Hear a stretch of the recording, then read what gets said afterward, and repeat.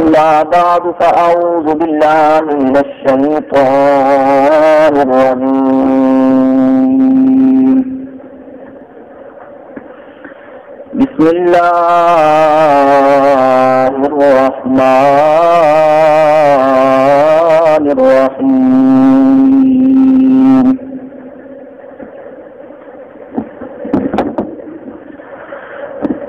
قد جاءكم من الله نور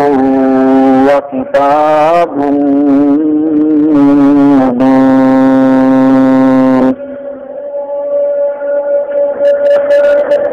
آمنت بالله صدق الله مولانا العظيم وبلغنا رسوله النبي الكريم الأمين قال الله تبارك وتعالى في شان حبيبه مخبرا وآمرا إن الله وملائكته يصلون على النبي يا أيها الذين آمنوا صلوا عليه وسلموا تسليما حمد و ثنا کے بعد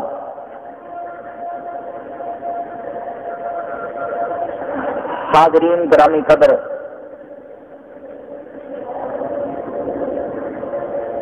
آج کی ہماری گفتگو کا موضوع نورانیت مصطفیٰ صلی اللہ علیہ وسلم۔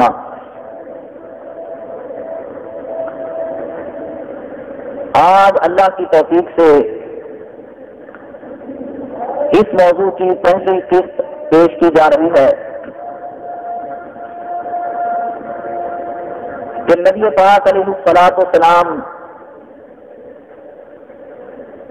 آپ کو جو اللہ نے نور والی شان عطا فرمائی، آج آپ کی اس شان نورانیت پر بیان ہوگا۔ قرآن مجید کے اندر اللہ پاک نے فرمایا قد جاءکم من اللہ نور و کتاب مبین، بے شک تمہارے پاس اللہ کی طرف سے ایک نور آیا اور روشن کتاب۔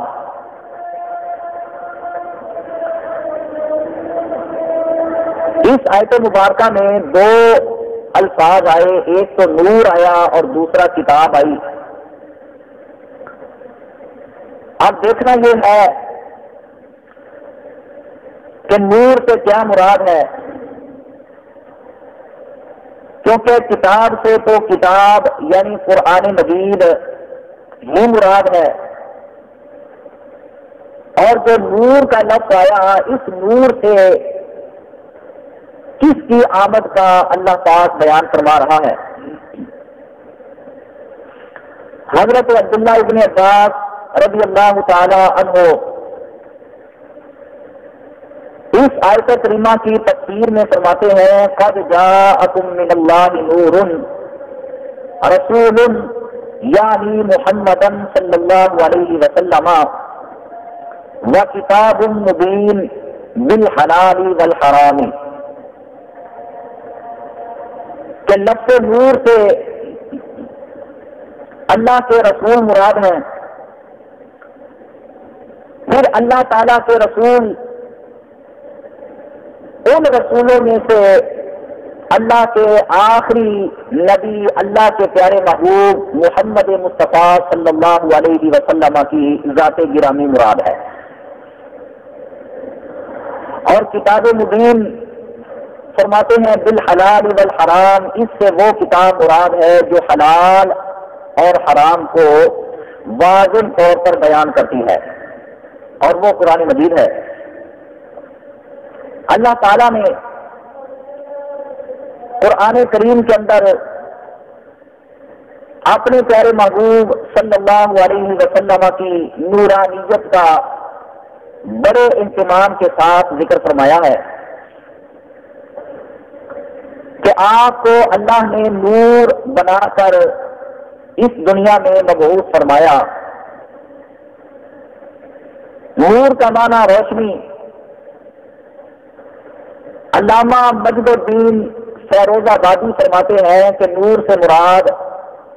روشنی کی کرن اور ذات مصطفیٰ صلی اللہ تعالی علیہ وسلم ہے۔ اور لغت کی دوسری کتاب فیروز اللغات وہ بیان کرتے ہیں کہ نور اس کو کہا جاتا ہے جو چیزوں کو ظاہر کر دے۔ جو آیت مبارکہ تلاوت کی اس میں جو لفظ نور آیا ہے اس لفظ سے مراد اللہ تعالیٰ کے پیارے محبوب صلی اللہ تعالی علیہ وسلم ہے، اور باقی تمام جہان کے نور آپ کے نور سے فیض پانے والے بلکہ آپ کے نور کے طفیل وجود کے اندر آنے والے ہیں کہ سب سے پہلے نور مصطفیٰ کو پیدا فرمایا گیا، اور اس کے بعد جتنے نور یا جو کچھ بنا وہ سارے کا سارا نور مصطفیٰ کے طفیل بنایا گیا ہے۔ تفسیر کبیر کے اندر امام فخر الدین رازی رحمۃ اللہ تعالی علیہ فرماتے ہیں ان المراد بالنور محمد صلی اللہ علیہ وسلم، کہ نور سے مراد نبی کریم الرؤوف الرحیم صلی اللہ تعالی علیہ وسلم کی ذات گرامی ہے۔ تفسیر روح المعانی کے اندر ابو علی جبائی کا قول درج ہے کہ انہوں نے نور سے مراد قرآن مجید کو لیا، کیونکہ قرآن مجید ہدایت کے طریقوں کو ظاہر کرتا ہے، حقائق کا اور کشف کا بیان کرتا ہے۔ اور علامہ زمخشری نے بھی اس کے ساتھ اتفاق کیا، جبکہ جمہور مفسرین نور سے مراد آقا دو عالم صلی اللہ علیہ وسلم کی ذات کو مراد لیتے ہیں۔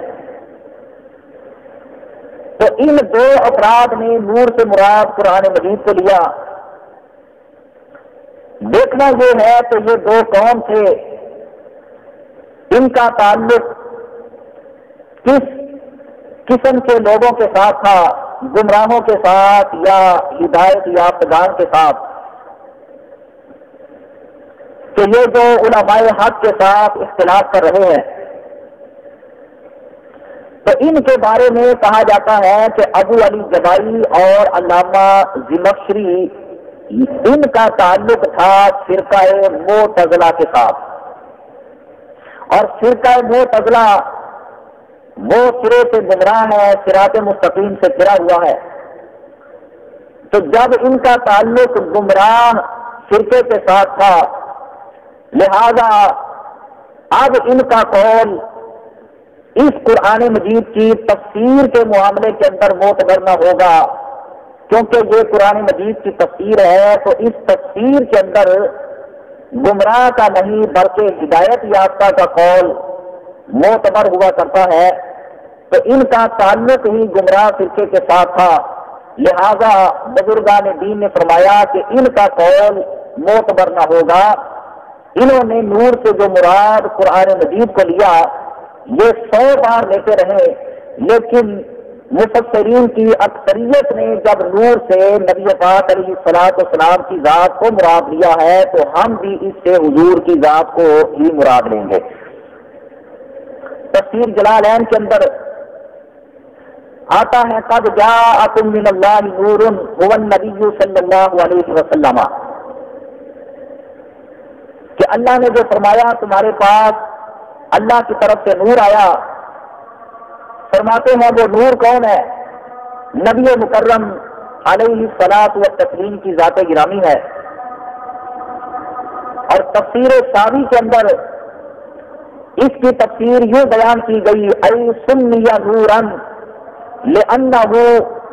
ينور البصائر ويهديها للرشاد ولأنه اصل كل نور حسی ومعنوی، کہ آپ کا نام اس لیے رکھا گیا، آپ کا نام نور اس لیے رکھا گیا کہ آپ بصائر کو یعنی آنکھوں کو روشن کرتے ہیں اور ان کو درست راہ دکھاتے ہیں، اور اس لیے آپ کا نور نام رکھا گیا کہ آپ ہر حصی اور مانوی نور کی اصل ہیں۔ تفسیر روح المعانی شریف کے اندر وَهُوَ نُورُ الْأَنْوَارِ وَالنَّبِيُّ الْمُخْتَارِ صلی اللہ علیہ وسلم یہ الفاظ موجود ہیں۔ تو اس سے پتہ یہ چلتا ہے کہ مفسرین نے اس آیت کریمہ کے اندر آنے والے لفظ نور سے اللہ کے پیارے محبوب صلی اللہ علیہ وسلم کی ذات گرامی کو مراد لیا ہے،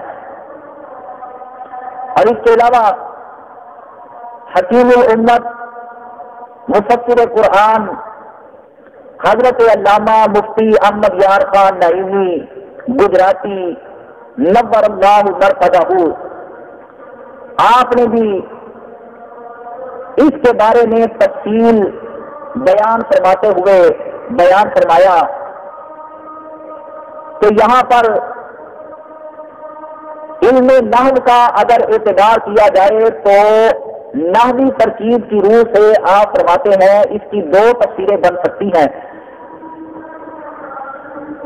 ایک تو یہ کہ حضور نبی کریم صلی اللہ علیہ وسلم دنیا میں آ کر نور نہیں بنے، آپ نے کسی سے نورانیت حاصل نہ کی بلکہ رب کی طرف سے اس کی عطا سے نور بن کر اس دنیا کے اندر آپ تشریف لائے۔ آپ کی تمام صفات ربانی ہیں، تمام صفات اللہ تعالیٰ کی طرف سے لے کر آئے، ہم صرف انسانیت لے کر دنیا میں آتے ہیں، اور باقی جتنی صفات ہمارے لوگوں میں پائی جاتی ہیں، عالم ہونا، حاکم ہونا، عادل ہونا، حافظ ہونا، قاری ہونا، یا اس کے علاوہ جو صفات عام لوگوں کے اندر پائی جاتی ہیں، فرما رہے ہیں کہ وہ صفات بندے کی اس دنیا کے اندر آ کر پیدا ہوتی ہیں۔ جب وہ دنیا میں آتا ہے تو کوئی صفت اپنے ساتھ لے کر نہیں آتا، یہ تمام کی تمام صفات جب وہ بندہ دنیا سے جاتا ہے تو یہیں پر چھوڑ کر چلا جاتا ہے، خالی وہ انسانیت کو اپنے ساتھ لے کر جاتا ہے۔ مگر فرماتے ہیں کہ یہ تو ہمارا حال ہے اور عام لوگوں کا حال ہے، اللہ کے پیارے محبوب علیہ الصلوۃ والسلام کا مقام اور آپ کی شان یہ ہے کہ آپ سب کچھ اللہ تعالیٰ کی طرف سے لے کر آئے، اور ان میں سے کوئی صفت آپ اس دنیا کے اندر چھوڑ کر نہیں گئے، تمام صفات کو اپنے ساتھ لے کر گئے ہیں۔ اور فرماتے ہیں کہ آپ آج بھی اب بھی آپ اپنی تمام صفات کے ساتھ موصوف ہیں، اور قیامت کے دن تک اور قیامت کے اندر بھی آپ اپنی ان تمام صفات کے ساتھ ہی موصوف رہیں گے۔ آج بھی آپ رسول ہیں، آپ نور ہیں، آپ برہان ہیں۔ الغرض جو اللہ پاک نے آپ کی شانیں بیان فرمائی، آپ کی صفات بیان فرمائی، وہ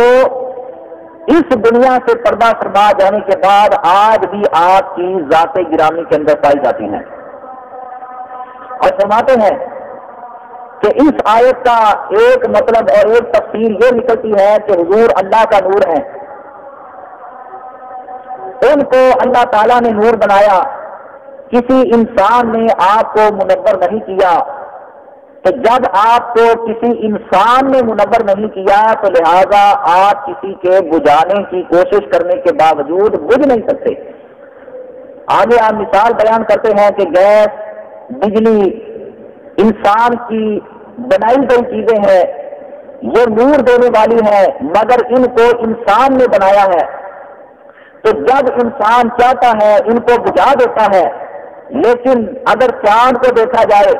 اگر سورج کو دیکھا جائے تو یہ ایسے نور ہیں کہ جن کو کسی انسان نے نہیں بنایا، ان کو اللہ پاک نے بنایا ہے. لہذا ان کو اگر کوئی انسان بجھانا چاہے تو نہیں بجھ سکتے. تو اسی طرح جب سورج اور چاند کو انسانوں نے نہیں بنایا تو ان کو بجھا نہیں سکتے. فرماتے ہیں کہ اسی طرح نبی پاک علیہ الصلوۃ والسلام کو بھی نور انسانوں نے نہیں بنایا، اللہ نے بنایا ہے. کوئی جتنا مرضی جتن کر لے، کبھی آپ کے نور مصطفیٰ کو کوئی ختم کر ہی نہیں سکتا. اور پھر فرماتے ہیں کہ نور، اس کے اوپر جو تنوین آئی یہ تعظیم کے لیے آئی کہ بڑی عظمت و شان والا نور. اور نور ایک تو حصی ہوا کرتا ہے اور ایک نور معنوی یا نور عقلی ہوا کرتا ہے. نور حصی جس طرح سے سورج ہے، چاند ہے، ستارے ہیں، بجلی ہے، چراغ ہے، گیس ہے، اس طرح کی چیزیں کہ جو بندے کو محسوس ہونے والا اور نظر آنے والا نور عطا کرتی ہیں، ایسے نور کو نور حصی کہا جاتا ہے. اور نور عقلی کہ جو نظر نہیں آیا کرتا، جس طرح کے نبی پاک صلی اللہ تعالی علیہ وسلم کی ذات گرامی، اللہ کا قرآن مجید، علم دین، ان کے ساتھ بندے کو ایسا نور ملتا ہے کہ جو نظر نہیں آیا کرتا، تو اس کو نور عقلی کہا جاتا ہے یا نور معنوی کہا جاتا ہے. تو آپ فرماتے ہیں کہ اللہ نے جو قرآن مجید کے اندر فرمایا قد جاءکم من اللہ نور، تحقیق تمہارے پاس اللہ کی طرف سے نور آ گیا. تو آپ فرماتے ہیں یہاں پر اس نور سے مراد نور حصی نہیں بلکہ نور عقلی ہے. اور کتاب سے مراد قرآن مجید ہے جس کو نبی پاک علیہ الصلوۃ والسلام لے کر آئے. الغرض اللہ کے پیارے محبوب علیہ الصلوۃ والسلام جس شان کے ساتھ آئے اور اپنے ساتھ واضح اور روشن کتاب لے کر آئے کہ جس کتاب نے آ کر غیب کی خبریں ہم کو دی، شرعی احکام بیان کیے، اللہ تعالیٰ کی ذات و صفات بیان کی، معاش اور معاد کو ظاہر کیا. تو ان چیزوں کے ظاہر کرنے کی وجہ سے اور بیان کرنے کی وجہ سے قرآن مجید جیسی عظیم کتاب کو مبین یعنی ظاہر کرنے والی کتاب کہا جاتا ہے. اسی واسطے تو علامہ اقبال رحمۃ اللہ تعالی علیہ نے فرمایا چشم بینا بھی کر خدا سے طلب، آنکھ کا نور دل کا نور نہیں ہے. کیا بندے آنکھ کے نور کے ساتھ بندہ چند چیزوں کو دیکھ سکتا ہے، تو جن چیزوں کو بندہ دل کے نور کے ساتھ دیکھ سکتا ہے ان کو آنکھ کی نور کبھی نہیں دیکھ سکتی. اس بات سے آنکھ کا نور وہ تو ہر بندہ رکھتا ہے. تو اللہ تعالیٰ سے یہ طلب کیا کر کہ وہ کہیں تیرے دل کی آنکھ کھول کر تجھ کو دل کا نور عطا کر دے، تو تو اس کے ساتھ ان چیزوں کا مشاہدہ کر سکے گا جن چیزوں کا مشاہدہ بندہ اپنی آنکھ کے نور کے ساتھ نہیں کر سکتا. اللہ رب العالمین نے فرمایا قد جاءکم من اللہ نور وکتاب مبین،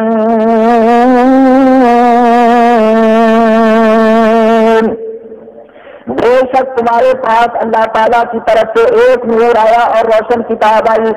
ہر آنے جانے والی چیز کے لیے 10 امور کا جاننا ضروری ہے، 10 امور کا پایا جانا ضروری ہے. سب سے پہلے تو جس کے بارے میں کہا جائے گا کہ فلاں آ گیا، سب سے پہلے نمبر پر یہ پتہ ہونا چاہیے کہ آیا کون ہے. دوسرے نمبر پر یہ پتہ ہونا چاہیے کہ وہ آنے والا کہاں سے آیا. تیسرے نمبر پر یہ پتہ ہونا چاہیے کہ وہ کیا لے کر آیا. چوتھے نمبر پر یہ معلوم ہونا چاہیے کہ وہ کہاں پر آیا. پانچویں نمبر پر یہ معلوم ہونا چاہیے کہ وہ کس کے پاس آیا. چھٹے نمبر پر یہ معلوم ہونا چاہیے کہ وہ کیا بن کر آیا. ساتویں نمبر پر یہ معلوم ہونا چاہیے کہ وہ کس مقصد کے لیے آیا. نمبر 8 یہ معلوم ہونا چاہیے کہ کیا آیا کہ وہ کچھ دینے کے لیے آیا یا کسی سے کچھ لینے کے لیے آیا. نمبر 9 یہ معلوم ہونا چاہیے کہ وہ کتنی مدت کے لیے آیا. اور 10ویں نمبر پر یہ جاننا چاہیے کہ جب وہ آ کر واپس چلا گیا تو جاتے ہوئے ان کو کچھ دے کر گیا یا ان سے کچھ لے کر چلا گیا. تو اس کے بارے میں علماء کرام فرماتے ہیں کہ اگر یہ کہا جائے گی یا اللہ تعالیٰ نے فرمایا کہ آیا، اگر یہ کہا جائے گی کون آیا، اللہ رب العالمین کا قرآن مجید آگے ہی بیان کرتا ہے نون